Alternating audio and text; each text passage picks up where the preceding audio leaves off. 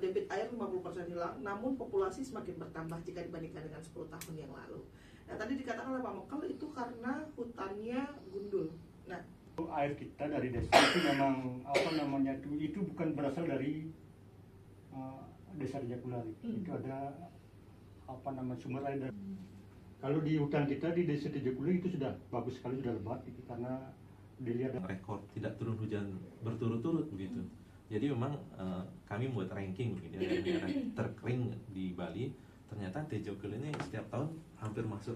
Itu kan yang kedua, perubahan pola hujan seperti disampaikan tadi Pak Dwi. Biasanya Buleleng itu kan mulai bulan Mei, April Mei sudah mulai kemarau. Tetapi di tahun 2025 ini sampai bulan Juli kemarin masih ada hujan. Sehingga ada istilahnya kemarau basah ini kemarin. Karena dari BMKG kemarin bisa menyampaikan